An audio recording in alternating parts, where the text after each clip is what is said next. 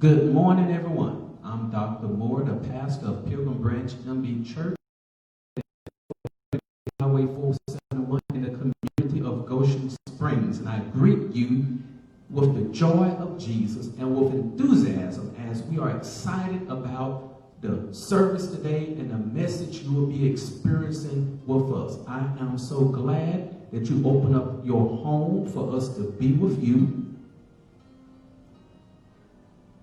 and to allow us to become a part of your life. I would like to give a very quick shout recognition to our graduates.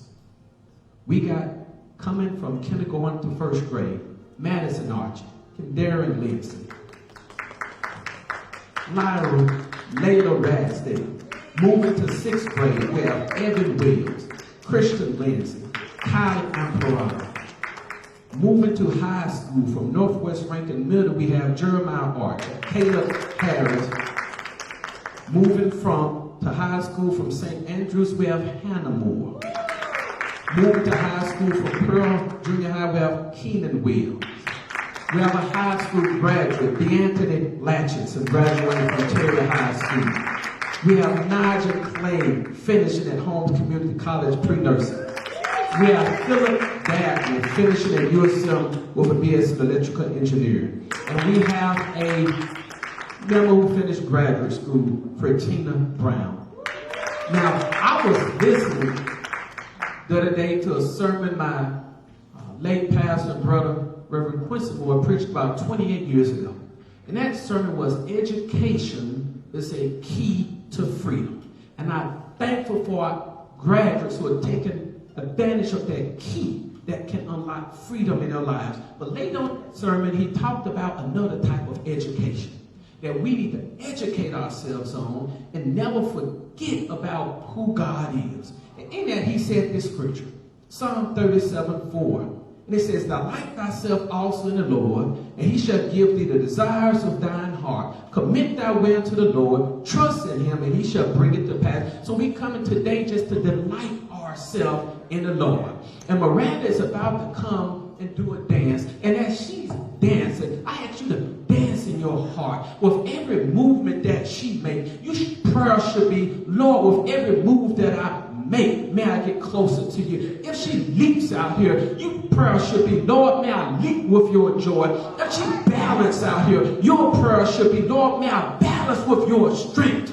If she stretches out here, your prayer should be, Lord, may I stretch with passion. As she's dancing, we should be saying, Lord, may my life, may my testimony, may my dance, may my prayer point others to you.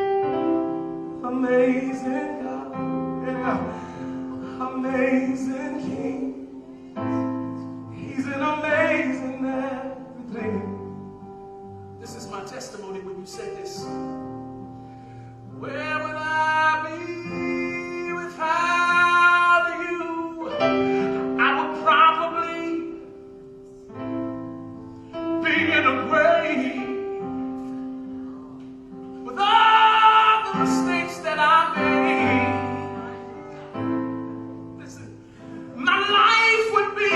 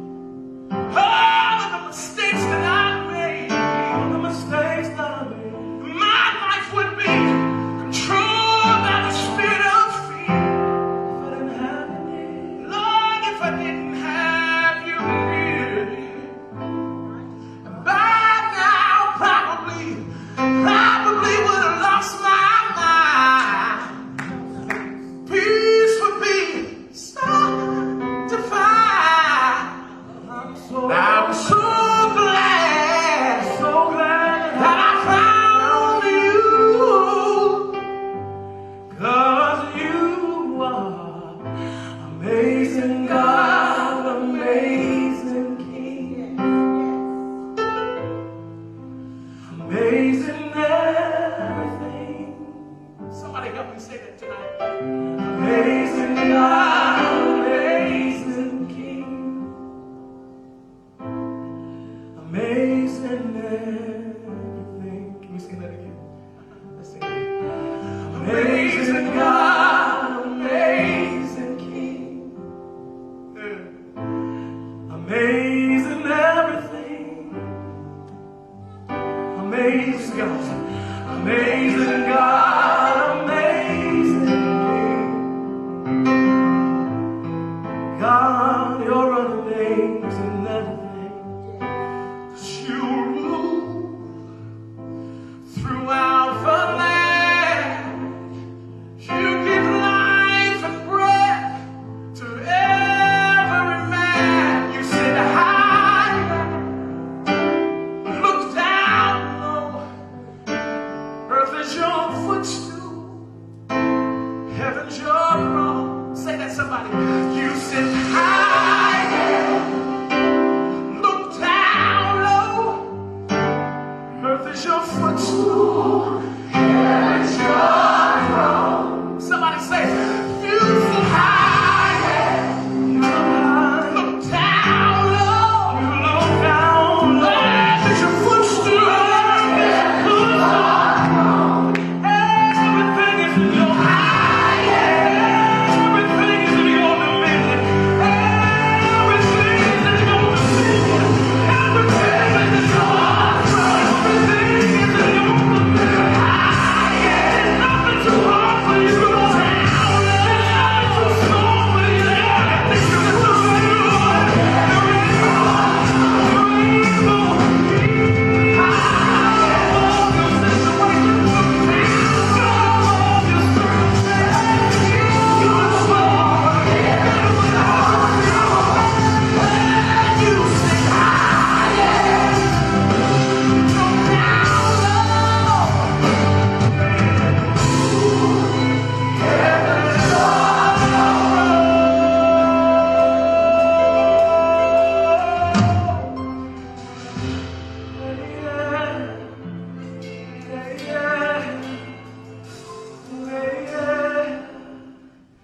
Where would I be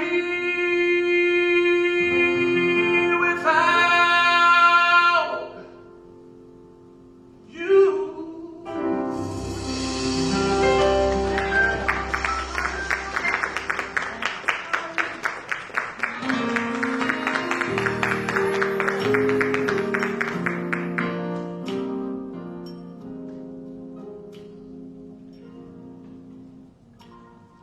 I'd like to say good morning to my Pilgrim Branch family and everyone that's out there watching this broadcast. Happy Sunday morning. Our scripture today will be coming from the New Testament, Book of Matthew. I'm going to read Matthew 27, 57 through 61. As I give you a few seconds to find that scripture, just want to just say something to my Pilgrim Branch family. And that is, I missed you and I love you. And hopefully soon, one day, we're going to get past this, what we used to call normal, which we will be moving into the new normal. We'll be getting away from the chaos in the White House, Corona-19, police brutality. It's going to be a new day. New everything for us, indifferent. So just like to just say, just hang in with us and just be prepared. Matthew 27, 57 through 61. When the eve was come, there came a rich man of Arimathea named Joseph, who also himself was Jesus' disciple. He went to Pilate and begged for the body of Jesus. Then Pilate commanded the body to be delivered.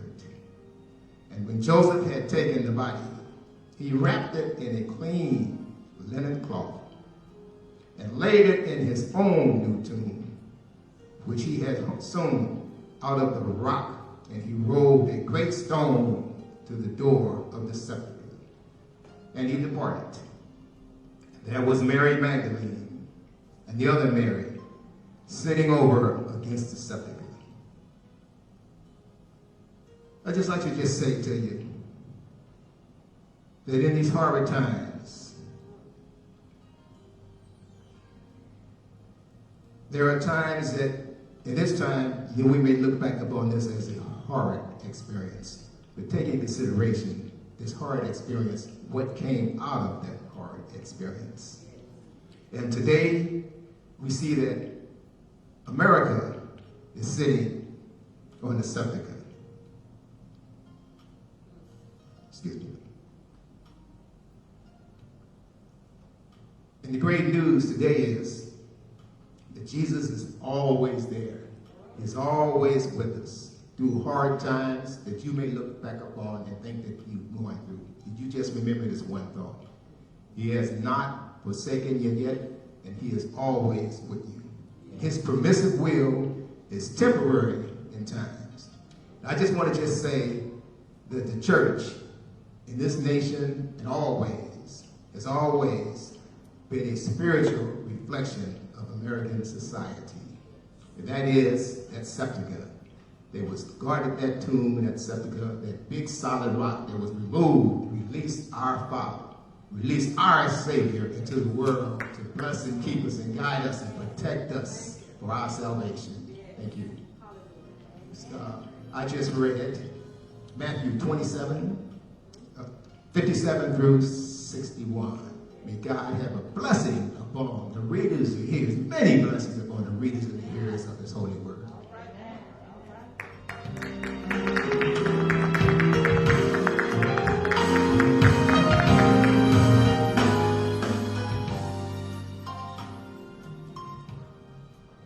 Good morning, church. Good morning. And all those who may be tuning in through Facebook. I'm here to do the prayer, and let us do so. May we bow. Dear Heavenly Father, we come once again, dear Heavenly Father, just humbling ourselves to you. Dear Heavenly Father, just asking you, dear Heavenly Father, just be with us, dear Heavenly Father. Dear Heavenly Father, we just ask you, dear Heavenly Father, just continue to lead and guide each and every one of us through these difficult times. Dear Heavenly Father, sometimes, dear Heavenly Father, our faith is just shaken and tested, dear Heavenly Father. We just praying, dear Heavenly Father, that you give us the strength, dear Heavenly Father, to just hold on. Just hold on a little bit longer, dear Heavenly Father. Dear Heavenly Father, and we know that you will, dear Heavenly Father.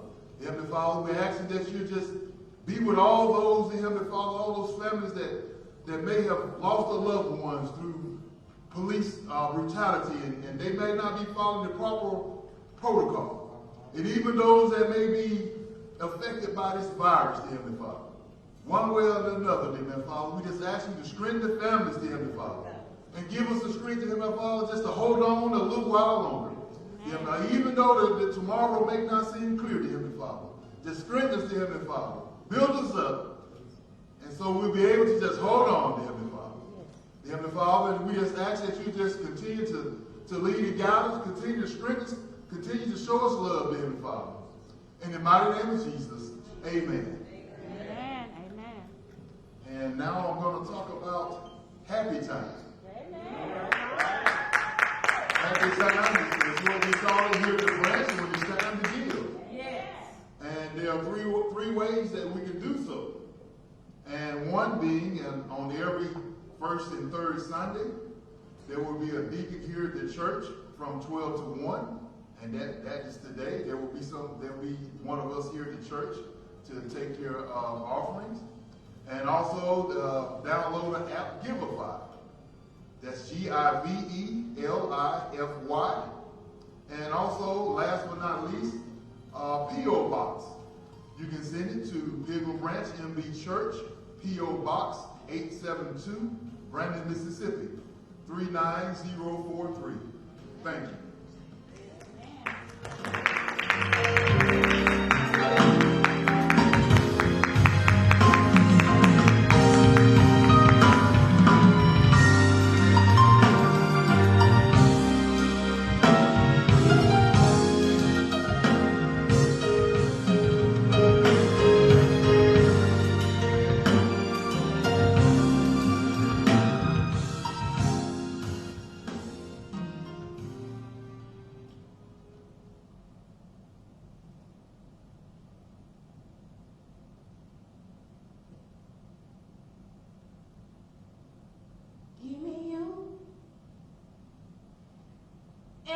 everything else can wait.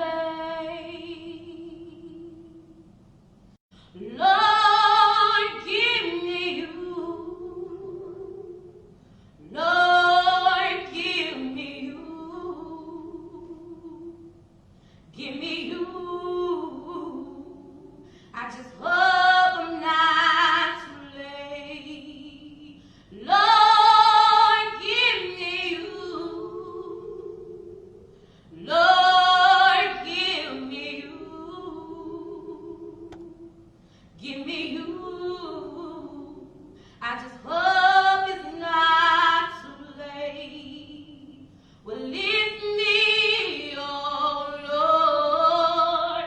I'm on my knees, crying out to you. It's me, oh Lord. I'm on my knees. Give me you.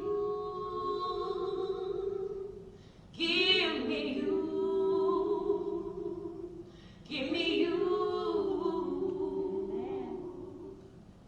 Lord, give me you. Lord, give me you. Give me you. Give me you. Give me you. Give me you. I just hope I'm not too late. Hope I'm not too late. Lord, give me you. Lord, give me you. Give me you. I just hope I'm not too late. Well, it's me, oh Lord. I'm on my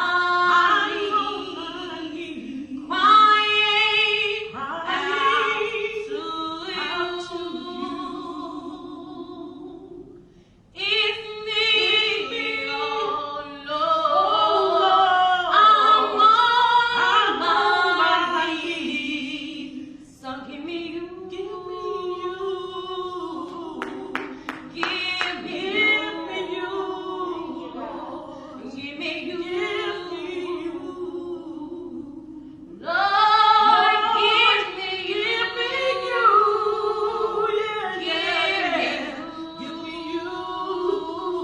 Give me you. Give me you. Lord, give me you. Father. Lord, give me you. Lord, give me you. Lord, give me you. Give me you. I just hope it's not too late. I hope I'm not too late. Lord, I hope I'm not too late. Lord, I hope I'm not too late. Lord, I hope I'm not too late.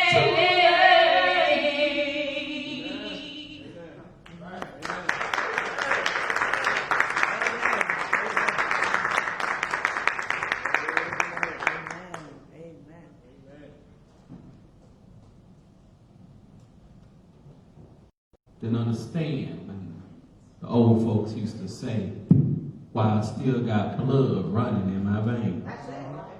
But as I grew older, I understood and said that there's still time and opportunity, and we need to we need to take advantage of those opportunities. If you have your scriptures, your Bible with you, turn to the book of Exodus, the 32nd chapter. And we're going to start at verse 1. We're going to skip down to 25, and then we're going to move to two of the portions of Scripture. That's Exodus, the 32nd chapter, verse number 1. Exodus 32, verse number 1. And it reads as thus: And when the people saw that Moses delayed to come down out of the mount, the people gathered themselves together unto Aaron and said unto him, Up, make us gods, which shall go before us. For as this Moses, the man that brought us up out of the land of Egypt, we wot not what is become of him. And Aaron said unto them, Break off the golden earrings, which are in the ears of your wives, of your sons, and of your daughters, and bring them unto me. And all the people brake off the golden earrings, which were in their ears, and brought them to Aaron. When I first read, I wondered, why is it only one of the few scriptures when all the people were willing to give their gold? And here they're willing to give their gold for something that's a lie versus giving their gold for something that is true. Why is that we willing to give our valuables for stuff that's a lie than stuff that's the truth?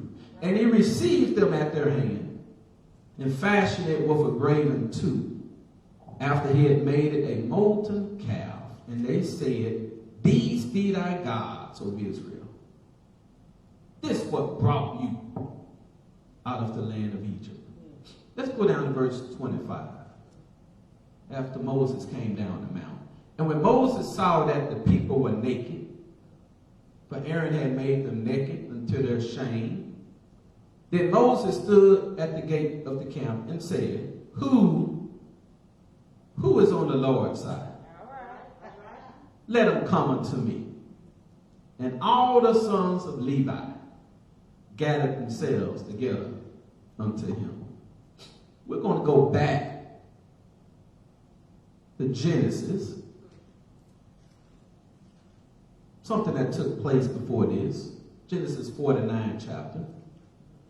Genesis 49 before what happened in today's text. Genesis 49 and 1. And Jacob called unto his sons and said, Gather yourselves together that I may tell you that which shall befall you in the last day. So he was gathering all his sons to bless them. Look what he says. Let's go down. He blessed Reuben and so forth. And go to verse 5. Simeon and Levi are brethren. Instruments of cruelty are in their habitations. Verse 7. Cursed be their anger, for it was fierce, and their wrath it was cruel. I will divide them in Jacob and scatter them in Israel. So we see here Levi being cursed. We read in Exodus. Now let's go to Numbers. Numbers 148. Numbers 148. This is after the event in our day's text. For the Lord has spoken to Moses, saying, Only thou shalt thou not number the tribe of Levi, neither take them among the children of Israel, but thou shalt appoint the Levites over the tabernacle of the taskmaster. So here we see the starting of the Levitical priesthood. So we go from a curse to a stand to an appointment. For a subject this morning, we've been talking a lot about chaos. Our subject this morning is opportunity comes even in chaos. A chance to stand up, a chance to get it right, a chance to make a U-turn even in chaos. Once again, opportunity comes even in chaos. A chance to stand up, a chance to get it right, a chance to make a U-turn even in chaos. When we look at what's happening in Exodus, you wonder how in the world do you find yourself living this way after all God did in their life. When we look at this scene in Exodus, this scene is a mess. You got Moses coming down off the mountain. The people are naked, dancing around the calf, calf standing up there, big old golden calf in the middle of the desert. Everything is on fire, smoke is everywhere, and what's offensive though is not the people's nudity, because they could have just stripped down and washed down at the river. That would not be an odd occurrence in those times. What's offensive is the people's audacity to backslide away from something greater to something lesser. So it's not the clothes. Let's not be too sanctimonious this morning. Talk about how the people running around naked.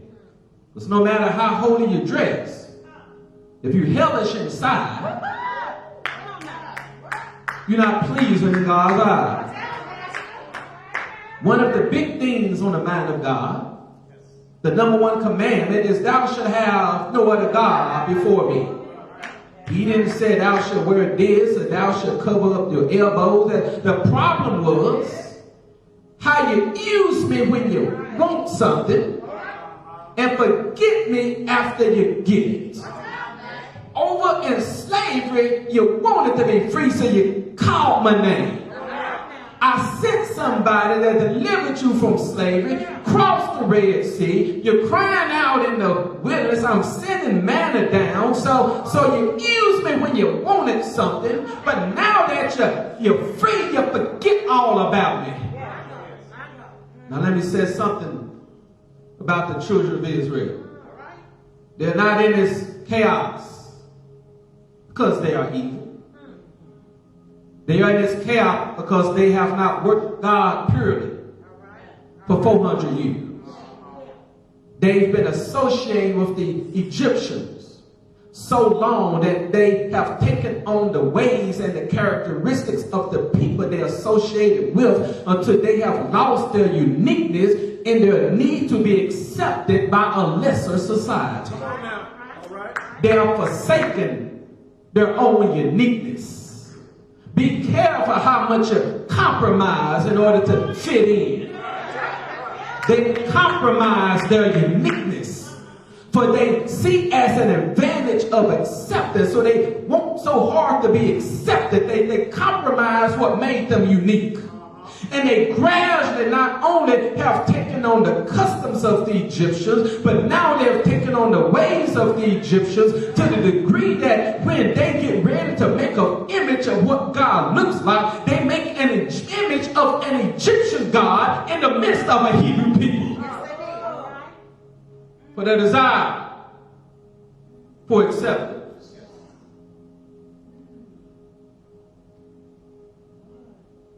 Making this image of this Egyptian God in the midst of the Hebrew people. How often do we work so hard to fit in? You see this chaos that they're in. It's not just the external. Yet you see they're dancing naked around the calf. Smoke is everywhere. There's this big old golden calf. But the real chaos for Israel is what's on the inside. Because the chaos on the outside introduces the chaos on the inside. You have 1.5 million people who don't know who they are. 1.5 million people who don't know whom they are. A society of people who don't know who they are. A society of people who don't know who they are may do things like define themselves by the design of clothes they wear. Oh, y'all didn't get that, did you? Because you think if you take on the name of the designer, that will make you important. So we have a society of people want to wear designer stuff from the head to the toe that when people see them, they say, oh, you're wearing that. Now I see you. You should have been able to see me even before I had some designer stuff on from the head to my toe. But we see so often things to define who we are. From our clothes to the people we associate with, to the organizations we belong. A lot of times we don't join that organization in order to better the society, to better the community. We join that because we want that to define who we are, so we can be somebody important. When you don't know your name, then you need somebody else's name to make you great. And then you say, I'm wearing so-and-so. I'm a part of so-and-so. And you want people to lift you up to a certain degree. But when you know who you are, I want to make sure you see the chaos of these people who have decided to make a graven image of God. And a graven image reveals that they don't really know who God is. Amen.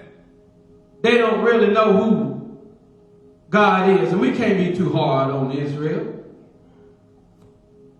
It's like Israel, we have a past in slavery. Yes. We have a past in bondage. And just like Israel, I believe we too have gotten mixed up with who God really is. Come on now. We make it to a certain place, and just like they had this graven image and they pointed and said, these your gods, this is what brought you out. We look to everything else and we think it was our ingenuity which brought us out. We think it was our money which redeemed us. You think it was part of this group and this group that made us free. But we need to understand, like Israel needs to understand, that it was the Lord God Almighty. Not our money, not our associations, not our positions. It was the Lord God Almighty which brought us, and it's the Lord God Almighty which will see us through. The chaos of these people decided to make a graven image, revealing they don't really know who God is. But not only do they not know who God is, they don't know who they are. And also reveals they don't understand their own lives. Yes. That it was the invisible God who's the spirit that brought you out of Egypt. And you need not be like the other people and show a God, a graven image of a God that you can exhibit to impress people, when the invisible God has been more effective in your life than these visible things that you'll see. Now in this chaotic moment, we see Moses coming down off the mountain. Moses walking down off of this mountain, convinced more than ever that God is with him. Because it was God himself who said his finger wrote the commandments in the stone. So Moses coming down off the mountain, his face lit up with the glory of God. Some people say that God's glory was coming even through the pores of his skin, shooting forth like glory beams. So strong and so intense that they said they maybe didn't have to put a veil over Moses' face. Because when that glory of God shone forth, that glory of God could not fall on a corner in the world of people. There's some glories that only come through dedication. Just because you hang around some people that are anointed does not make you anointed. Anointing comes through consecration, not through association. You want to come and experience God's glory, then you need to go and consecrate yourself. You need to go like Moses and spend some time hearing God speak and dedicate yourself. Some people looking for some cheap grace, and otherwise they has come and throw up a pride and go about and live how they want to live, and feel all of a sudden God's glory is going to fall on their lives. You need to consecrate and you need to dedicate yourself. And so here we are. They've come into this situation. Moses comes down off the mountain, looks around at this atrocity. See a golden calf burning, smoke everywhere. Looks around and see people dancing naked and frolicking around. Then Moses asks a simple question. Moses says, who is on the Lord's side? Not going to spend my time rebuking you right now. Not going to spend my time cussing you out. I just have a simple question. Who is on the Lord's side? In the midst of the chaos that we are in as a nation, in the midst of this pandemic and these diseases and all these perilous times and all the things that's going on both within our social system, our justice system, our healthcare system, I can hear still the question in the midst of this chaotic switching, the question being asked, who? Amen. Who? Yes, yes. It's on the Lord's side. Come on, come on. Now you got these 12 tribes of Israel. You got all them around. You got Dan, Naphtali. You got Benjamin and Judah. And all the tribes around. Everybody's in barracks. Everybody's trying to cover up. Where's my skirt at? Give me my breeches. Come on, brother. Come on. Those my pants over there. Yes, yes. Moses come down, the glory of God beaming on them. That's right. And they running, trying to get it together. Come on.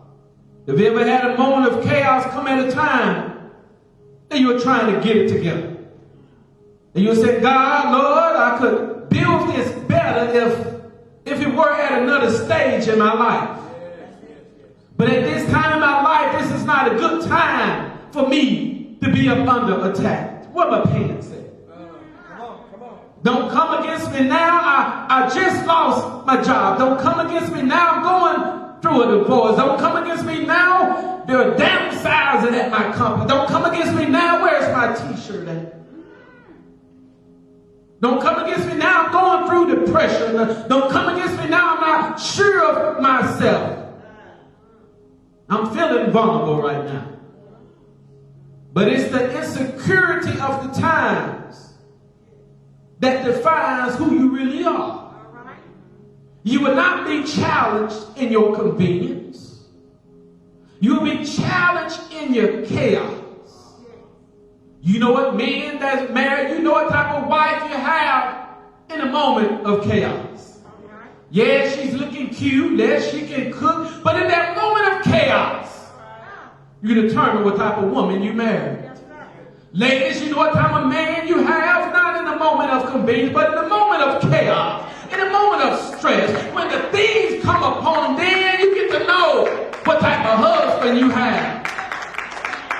You know what type of faith you have, not when things are going well, but when the Red Sea is before you, when the chaos is behind you, surrounded, then you know how you're walking by faith, not just you're walking by sight.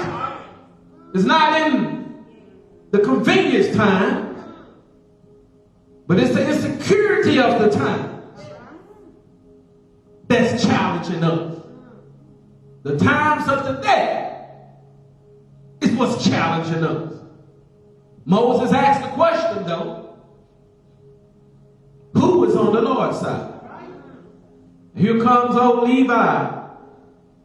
Levi, the same Levi tribe who was early Genesis cursed. Come on. Here comes Levi saying, I'm on the Lord's side. Yes. Levi was the most unlikely person. Come on. Now you must understand why Levi is the most unlikely person. We read before in the book of Genesis where Levi was cursed. See, Levi was a trickster and a schemer, and a con artist. So much that when Jacob was dying in the bed and passing out blessing, he was dying and still mad at his son. Yes. So he said, Levi and Simeon are instruments of cruelty. He was upset with Levi and Simeon because Levi and Simeon had come against the men of Shechem. The men of Shechem had raped their sister Dinah. And after the men of Shechem had raped their sister, Levi and Simeon had come up again. And let me tell you how slick Levi was. Levi looked and said, I can't whip these men of Shechem in a fair fight. So what am I going to do to be able to wipe all of them out? So Levi said he convinced the men of Shechem that he was going to convert them. And he got them to circumcise their own selves. First of all, nowadays we circumcise as a baby. When I was in residency, we would circumcise that child right after, about a day after their birth. But now a lot of men wait till they get older and have little complications and they go and get circumcised. But if you can help it, you get that stuff cut off early on. Y'all understand what I'm saying, right? The other thing is, if you're going to get circumcised, you don't want to do it yourself. Huh? Well, Eddie said, knock him out. Wake him up in 30 days. So the men of Shechem had circumcised themselves. And to put it mildly, they were a little bit sore. Slightly uncomfortable. No Bell aspirin, no pain pills, no penicillin. And while they were hurting, while they were vulnerable, and while they were weak, that's when Levi came and killed all of them. And God always hates people who take advantage of your weakness. Say that again. God always hates people who take advantage of your weaknesses. I say that in case there are those of you out there today, those stalkers and those schemers who sit back and hunt down weak-minded people and then try to destroy them. God hates people who takes advantage of others' weaknesses. Levi was cursed, and when Jacob got ready to pass out the blessings, he said, not to Levi nor the son. You are instruments of cruelty. Now we must think back now. Wait a minute, Jacob, now. Before you go off on Levi, might I remind you that your name means trickster? All right. That you're a con man yourself? And the problem you're having with your child is coming from you. It might just be the problem we're having with our children are coming from us. And your mama was sneaky too. You remember what she did? Don't look at me that way. Y'all remember what she did? How she told him what to do in order so they could trick his father so that he could get the birthright. Huh? Y'all remember that? So his mama the one who told him what to do. Talking about Jacob. And so now Jacob, you're going out on your son for being a trickster when you was a trickster and you connived with your mama to trick her husband. This didn't start with Levi. No more than the problem you're dealing with now started with you. The problem you're fighting with now could be several generations old. You didn't get here by yourself. But be that as it may, that makes you known as cursed just because you have an excuse The real problem with Levi is he's cursed by a bad decision. Isn't it crazy how one decision can wreck the next 50 years of your life? One dumb thing can mess up your kids and your kids' kids and your kids' kids. One dumb thing. That's why young people, please don't make bad decisions. Please don't make big decisions too soon. Just because you're chronologically old enough doesn't mean you're mentally and spiritually old enough to make a big decision. And there's nothing worse than spending the rest of your life living with the consequence of a thing you could have avoided. That was Levi's situation. He did something stupid, and it wrecked his life and his children and his children's children, living up under a generation curse of what their father had done. And in this moment of chaos, though, remember I said opportunity comes even in chaos. A chance to stand up, a chance to get it right, a chance to make a U-turn. In this moment of chaos, God sends Levi an opportunity. One thing about God, God is a God of justice, but he's also a God of mercy. God is a God of truth, but he's also a God of grace. If he were not a God of second chance, many of you out there wouldn't even be here today. Some of you working on your 16th, your 18th, your 25th, your 50th chance, but we just gonna say he's a God of a second chance and give everybody a little 50 chance. But we know a lot of us have had multiple chances, but he's a God of second chance. And in a moment of this chaos, he gives Levi an opportunity. You learn that you go. And all of a sudden in this chaos, so I'm going to give you an opportunity to correct the mistakes of your past. I will not hold against you the bad choices of yesterday if you will correct it with the good choices of today. I know you made some bad choices yesterday, but look at the opportunity you have today, even in the midst of chaos, to make a good decision today. Opportunity comes in chaos. A chance to stand up, a chance to get it right, a chance to make a U-turn even in chaos. So he said, Levi, here's an opportunity. And Levi said, I'm not going to pass up this opportunity. He said, who is on the Lord's side? And Levi said, I am on the Lord's side. He's asking you out there, even in this chaotic situation, the question that you must answer is, who is on? Who's on the Lord's side? I remember when I first purchased a vehicle that had GPS. And I made a wrong turn. I do that on occasion. So I made a wrong turn. And the GPS was trying to talk to me. But it's on a machine. And after I made that wrong turn, I said, what is this GPS talking about? It says, when possible. And I'm wondering, you trying to be funny.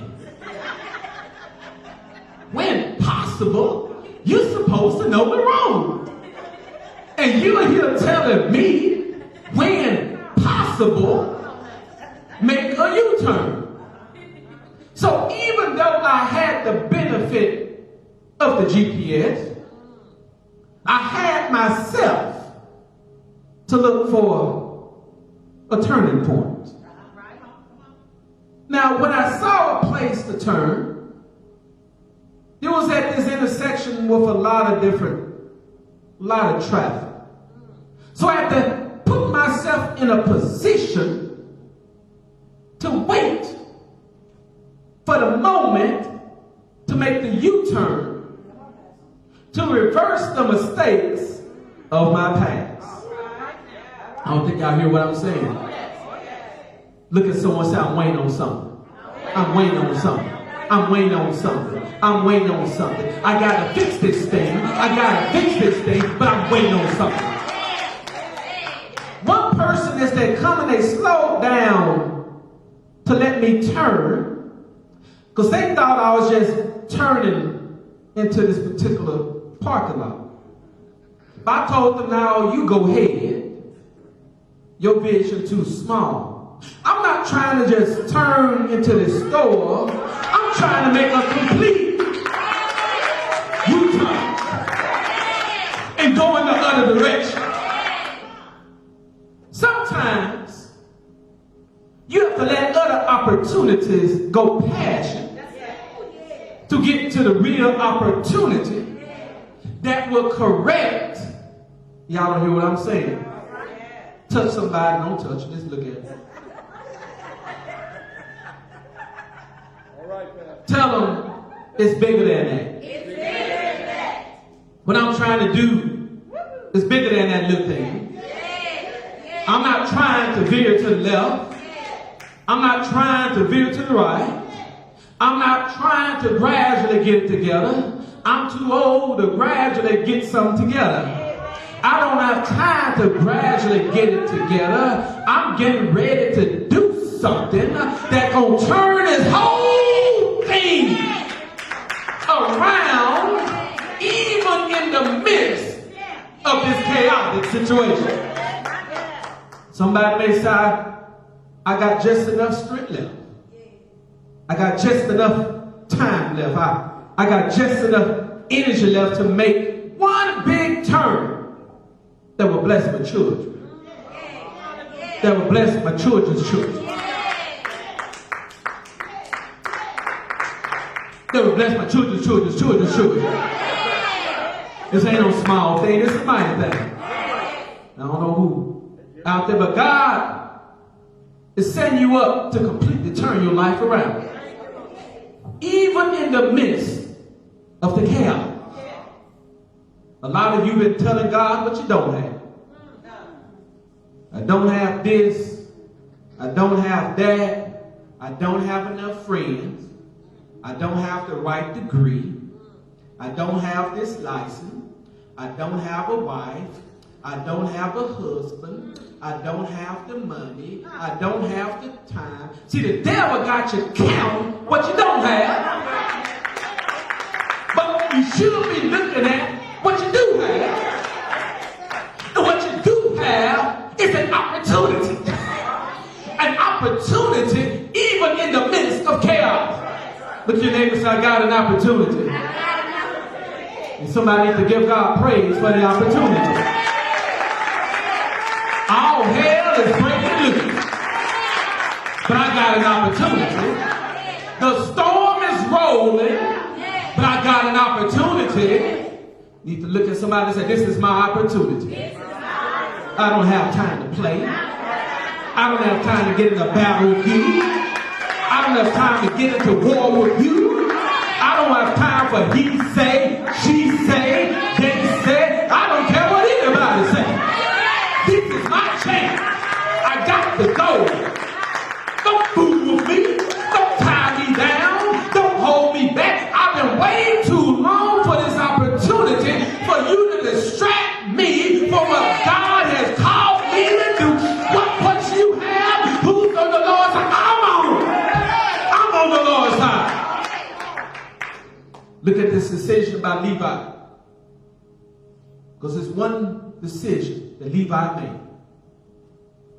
In the midst of this chaotic situation, Levi had a chance to stand up. A chance now to get it right for his children, children. A chance to make a U-turn. Amen. Levi said, I'm on the Lord's side. Because of that decision, we read on the scripture where he said, Levi became the priest. Started a Levitical priesthood from Levi. Even to the point, Brother Phil, Levi didn't even have to work. Because the priest lived off 10% of the offerings that the people had brought. All they had to do was take care of the things of God. All because Levi was able to stand up and say, I'm on the Lord's side. In the middle of chaos. This changed the destiny of Levi's children and the children's children and the children's children. Now, it's 11:30. I've exhausted my time. That's good. But not my resources. Come on. I have to go, but I leave you to the God. Let's get right who he is. Let's not be confused about the children of Israel were. I leave you to the God that is able to exceedingly do abundantly above all that we may ask for, according to his power, that worketh not just in me, but worketh also in you, to strengthen us and guide us to the opportunities that are appropriate for this season in our life, that he may strengthen us and bless us. That when an opportunity is here, even in this chaotic situation, a chance for somebody out there to stand up, a chance for somebody now to get it right, a chance for somebody to make that U-turn. God bless you. God keep you. May his face continue to shine upon you. We love you. Get to know him, so you'll be confused who he is and who you are. You know where to find us. You can find us on Facebook Live. You can find us at Pilgrim Branch Church at gmail.com. You can reach out to us, so as together we may never forget who our God is, where he brought us from, where he can take us, and look for these opportunities. When the deacon Ali mentioned that word chaos during the devotion, I said, yes, this is what we need to be in today. Because even in this chaos, there's opportunities. If we just remember, we're on the Lord's side. God bless you.